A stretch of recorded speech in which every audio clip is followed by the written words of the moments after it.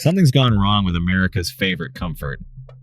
What once felt harmless, a quick meal on the go, the sound of a fryer, a familiar logo glowing through the night now hides a far more complicated story. Beneath the smiles and dollar menus lies an industry tangled in lawsuits, outbreaks, downgraded standards, and quiet betrayals of trust. In the past, fast food was a promise, quick, cheap, and cheerful. Today, it's a race for speed, a war for attention, and sometimes a gamble with what's real. Some chains are quietly changing ingredients without saying why. Others face questions about pricing, safety, or the truth behind those perfect photos. Fast food isn't innocent anymore. It's theater bright efficient but carefully staged. And if you've ever walked away wondering whether it still feels the same, you're not alone. So in this video, we'll open the door to 5 giants you might want to think twice about, and 2 rare ones still worth believing in. 1. McDonald's. The first one isn't just familiar in the United States, it's McDonald's. From Tokyo to Texas, those golden arches mean the same thing: speed, comfort, and a taste that rarely changes. The smell of fries drifting through a car window feels like home to millions. It's not just a restaurant, it's a reflex, a routine stitched into modern life. But even McDonald's isn't immune to mistakes. In late 2024, federal investigators confirmed a multi-state E. coli outbreak linked to undercooked beef and contaminated onions used in certain quarter pounders. Dozens were hospitalized, and 1 person lost their life. Several states ordered temporary product pulls while McDonald's rushed to identify the source. For a company whose entire system is built on precision and consistency, it was a rare and unsettling crack in its armor. However, this wasn't only about contaminated food, it was about faith. By then, food safety experts were already warning that centralized supply chains make even small oversights catastrophic. 1 misstep at a packing facility could travel across thousands of outlets in days. McDonald's, with its massive reach, became the case study of both scale and vulnerability. Even so, millions kept coming back.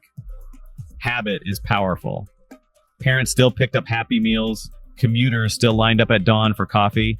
A crew member in Ohio said they'd been told to triple-check the grill temperature and toss any suspect onions. Corporate spokespeople reassured customers that safety protocols had been reinforced. The stores reopened quickly. Yet the trust, the invisible part of every bite, took longer to recover. In hindsight, that outbreak wasn't just a health scare. It revealed how fragile routine can be when stretched across continents. McDonald's had long stood for sameness fries that taste identical whether you're in Manhattan or Manila. But when one familiar bite becomes uncertain, the entire illusion of safety trembles. A food safety researcher put it simply: when you serve millions daily, the smallest lapse becomes a national event. His words weren't an accusation. They were a warning about scale itself. McDonald's isn't careless, it's colossal. And colossus means complexity. Keeping every patty, every onion, every hand on the grill within perfect margins is a daily act of control few consumers ever see. Still, it's impossible to erase what McDonald's represents. For generations, it has been more than a drive-thru. It's been Saturday lunches, childhood birthday parties, long road trips. That's what makes the story sting. It touches memory, not just meals.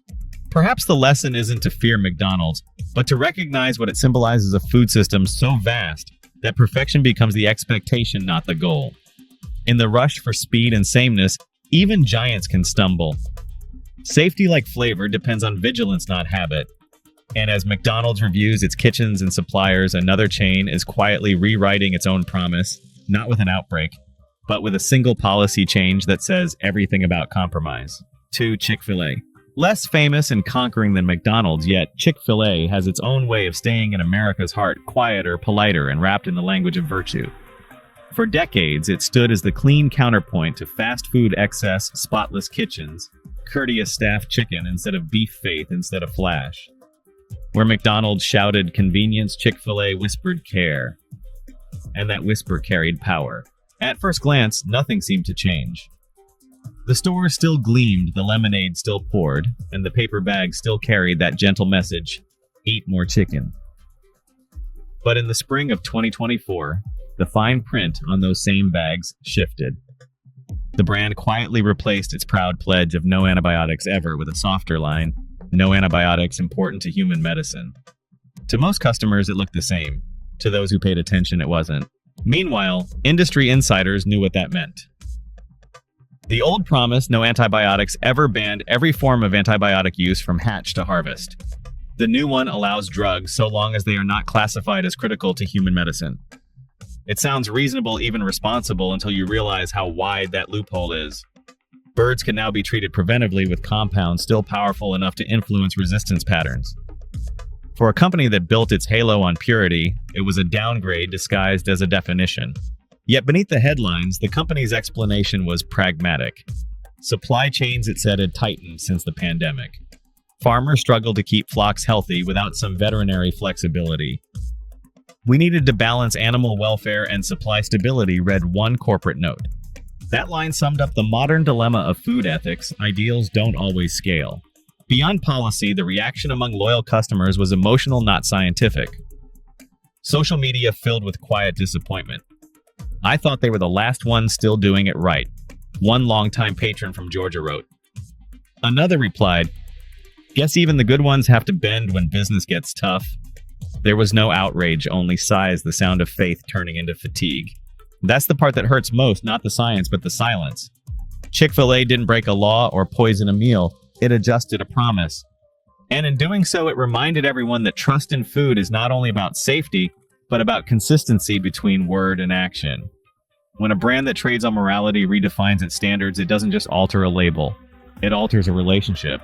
Even so, the chain remains beloved. Lines still wrap around the block. Workers still say, my pleasure, with the same warmth. The sandwiches taste exactly as before, golden, gentle, familiar. But once you know the words have changed, they're hard to unread. The brand that taught Americans to believe in better chicken has quietly rewritten the meaning of better. A food policy researcher summed it up perfectly. Purity sounds absolute, but in practice it's negotiable. That may be the most honest sentence in modern fast food. Because in a world where every company markets virtue, the real competition isn't over flavor, it's over definitions. Chick-fil-A didn't fall. It simply stepped down a rung on the ladder it built itself. And that's the irony. The company that asked us to trust the chicken ended up reminding us to read the fine print. Turns out even faith has a supply chain. 3 Burger King. She ordered it because of the picture. The bun looked tall, the patty thick, the cheese perfectly melted under that glossy sesame crown. For a moment, it wasn't just lunch, it was a little reward at the end of a long week. She found a seat by the window, peeled back the paper wrap, and paused. What she saw didn't match what she'd been promised. The sandwich was smaller, flatter, and looked like it had already given up. No tower of ingredients, no soft drip of sauce, just a burger that seemed to sigh. And that disappointment felt by one customer turned out to be shared by thousands. The brand was Burger King, the self-proclaimed home of the Whopper. But in 2025, that crown grew heavy. For years, its ads had shown burgers towering higher than gravity should allow thick patties stacked under the perfect lens. The catch. Those ads became the center of a class action lawsuit, with customers accusing Burger King of overstating the Whopper's size and marketing materials. The pictures, they said, weren't just staged, they were misleading. At first, Burger King stood firm. Every restaurant, it argued, makes its food look appealing in ads. No one expects their burger to look like the billboard, the defense said. And sure, that's true, a little gloss here, a little light in there. But the complaint wasn't about polish, it was about proportion. Some photos lawyers claimed showed a burger roughly 35% larger than what customers received. In a world where every dollar counts, that's not just optics, it's expectation management. After all, marketing has always thrived on appetite. The bigger the burger looks, the hungrier we feel. A swollen photo doesn't just sell food, it sells a fantasy of satisfaction that one cheap meal can fill more than a stomach. And Burger King leaned on that fantasy heavily. In a crowded market, bigger is the easiest promise to make and the hardest to prove. Still, the story reached further than the courtroom. It reached into living rooms, drive-thrusts, and office lunches, anywhere people have looked at a picture and thought maybe this time it'll look like that. The illusion wasn't malicious. It was mechanical, born of habit. Ads grew larger, buns flatter, and no one noticed until someone did. One customer summed it up best: it looked huge on the menu. Until I opened the box. No anger, just quiet disappointment. The kind that sits beside you while you eat anyway, because what else can you do? You tell yourself it's fine, but the trust doesn't come back with the fries. That's the part that matters. Because deep down, it isn't about calories or court rulings, it's about honesty and small things. Most people don't expect perfection, they expect fairness. When a burger in the photo feels 3 bites larger than the one in your hand, it's not just the sandwich that shrinks, it's your confidence. In the end, Burger King didn't lose customers overnight. Familiarity always wins a few more chances. But something else got smaller belief. And maybe that's the quiet price of exaggeration. Not outrage, not protest, just one more consumer learning to expect less. The next time someone walks into a fast food restaurant and wonders why their meal feels a little emptier than it looks on screen, they'll know. The picture was never lying on its own. We just wanted to believe it. For Wendy's. What if the same burger costs more at 2 in the afternoon than it did at noon without a single word of warning? That question stopped being hypothetical in early 2024, when Wendy's confirmed it would begin testing a new kind of menu logic prices that move. At first, it sounded like a glitch. Customers began posting screenshots of digital menu boards showing the same combo jumping from $7.29 to $7.79 between lunch and late afternoon. The sandwiches didn't change. The recipes didn't change. Only the minute hand did. What they were seeing was an early glimpse of Wendy's dynamic pricing plan, an experiment the company called flexibility. After backlash spread online, the company clarified its intent. In a February statement, newly appointed CEO Kirk Tanner said Wendy's would invest about $20 million to install digital menu boards across U.S. restaurants, allowing what he described as flexibility in pricing and promotions. He added, "This isn't surge pricing, it's the ability to adjust menus for demand dayparting and operational efficiency." From inside, the reasoning was straightforward. A worker at a Columbus, Ohio franchise explained, "The screens change automatically when the rush starts. We don't touch anything." Behind that automation lies the economic math of the modern food industry. Labor costs have risen. Beef prices fluctuate weekly. Energy bills are higher. When fixed costs move faster than traffic, flexibility becomes an appealing algorithm. CFO Gunther Plosch framed it bluntly on an earnings call. Dynamic pricing allows us to manage peak demand more efficiently while maintaining profitability. The logic follows the rhythm of every modern market. Airlines price by seat demand. Rideshare apps adjust fares by neighborhood. E-commerce changes totals mid-cart. In that context, burgers simply joined the pattern. Wendy's wasn't inventing the tactic. It was normalizing it for everyday meals, treating a cheeseburger like an airline ticket, its cost defined by timing, not hunger. Within the company, the test market showed measurable gain, a 6 to 8% lift in average check value during lunch peaks, offsetting slower hours later in the day. For corporate finance, the model made sense. For customers, it blurred a familiar boundary, the idea that fast food, unlike gas or flights, was immune to hourly inflation. From inside the stores, workers noticed something subtler. People started asking why their meal was more than yesterday's one-shift leader said. All we could say was the board updates itself. That single sentence captures a new kind of distance between consumer and brand, where neither employee nor customer sets the price and both watch it happen on a screen they didn't control. To the company, the shift represented adaptation, not opportunism. To the market, it was a sign of what comes next. Automation is cheaper than explanation, and consistency costs more than variation. In that arithmetic, predictability is no longer a priority, only performance is. In the end, Wendy's didn't call it a mistake. They called it modernization. The brand promised the goal was value alignment, matching pricing with real-time conditions, not emotion. But the effect is unmistakable. The number beside the burger no longer feels stable. It's a variable in a larger equation where margin outweighs habit. That's not scandal, it's structure. In a digital economy, algorithms manage appetite as efficiently as inventory. Fast food was always built on speed. Now it's built on response. The board flickers, the numbers shift, and the system quietly optimizes itself. Fine Panera Bread. It looked harmless, soft yellow liquid in a clear cup, a slice of lemon floating on top, the word "charged" written in cheerful green. To most people, it felt like a modern choice, not soda, not coffee, just something bright and clean. But inside that pastel promise was one of the strongest caffeine drinks ever sold in a mainstream cafe. Panera Bread's Charged Lemonade launched as part of its wellness-themed menu, the same section that once advertised whole-grain bowls and clean ingredients. The company framed it as naturally fueled energy, a phrase that sounded safe enough to fit beside breakfast bagels and work from laptop afternoons.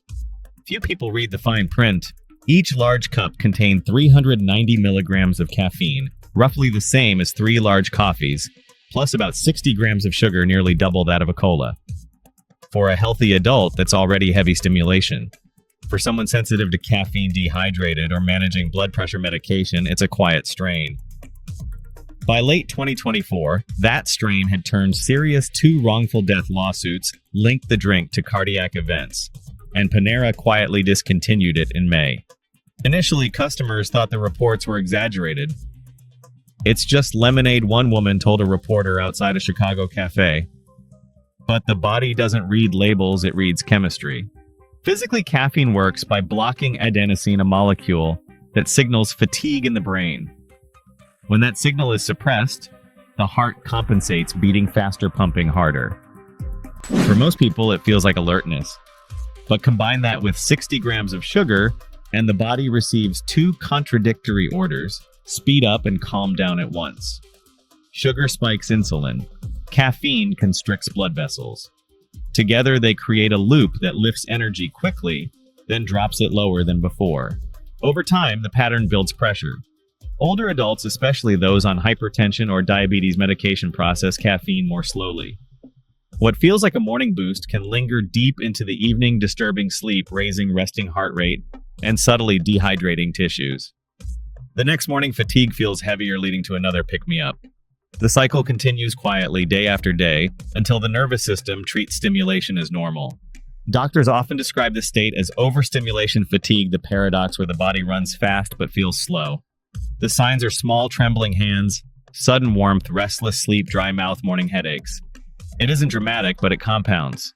For most, the effects disappear once intake drops. But for a small, vulnerable fraction, they don't.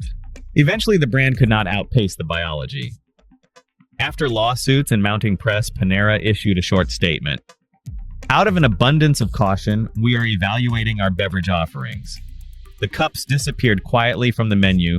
No apology, just replacement with lower caffeine teas. Yet the story reached beyond one drink. It highlighted a modern paradox: the wellness economy sells health as a flavor, not a function. Lemonade became a focus enhancer. Coffee became a performance tool. Energy drinks dressed in pastel and promised calm productivity. The problem isn't deceit, it's definition, where words like clean and natural describe sensation, not safety. Panera was never a villain.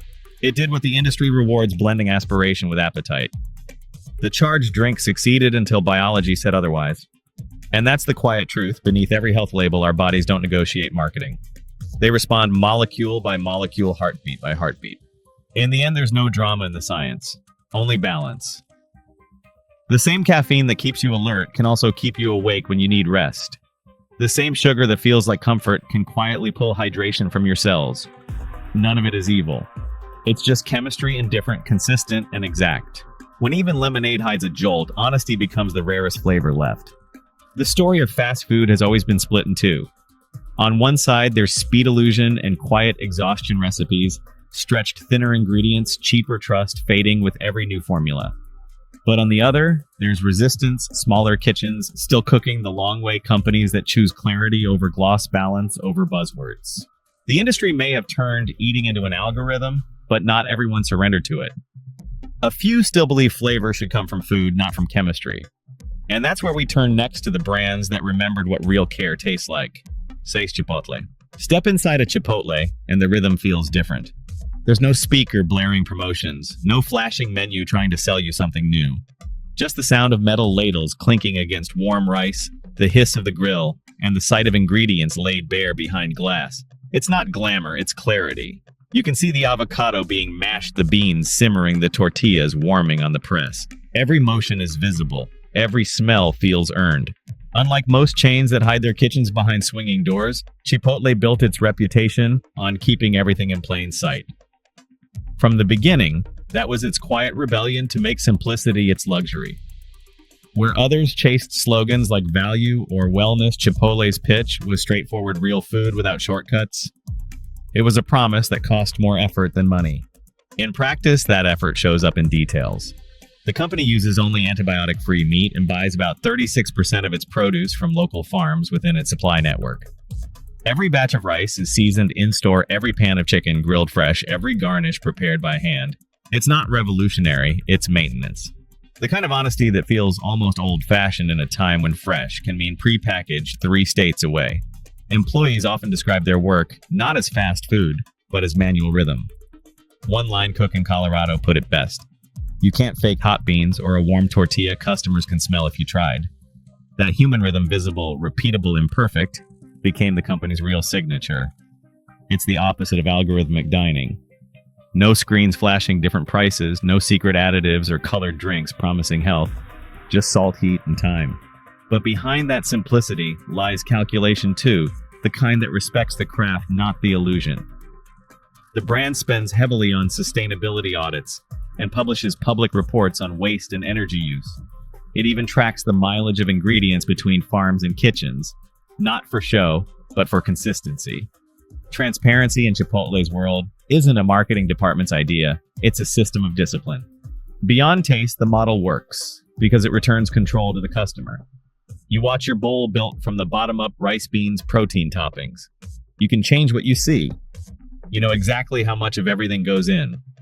That small act of visibility rebuilds a kind of confidence the industry had slowly lost. Here, freshness isn't a word printed on packaging. It's a scene you can watch unfold in real time. That visibility also limits illusion. There's nowhere for the food to hide and nowhere for the worker to rush. When the ingredients are real, speed has to follow precision, not the other way around. That's why Chipotle's line sometimes moves slower than its competitors, because in the long term, trust takes longer to build than flavor. It's a quiet kind of success, not viral, not loud, just steady. While others chase novelty, Chipotle doubled down on repetition, the same bowls, the same structure, the same ritual of choice. That constancy is what built its following. Even through past crises, contamination scares, supply chain disruptions, the company rebuilt its name the same way it builds a burrito layer by layer in the open. In the end, what makes Chipotle stand out isn't perfection, but predictability. You can walk into any store anywhere in America and watch your meal appear from raw to ready in minutes, with nothing hidden. That's the quiet difference between marketing and craft. One sells a picture, the other shows the process. Honesty here doesn't need a slogan. It lives in the scrape of a grill, the squeeze of a lime, the slow mash of avocado under a worker's hand. Not every good meal needs a secret recipe. Sometimes the truth itself is the flavor. 7 Five Guys. Most fast food places try to impress you before you order. Bright screens flash promotions, combo deals spin on repeat, and every corner whispers limited time only.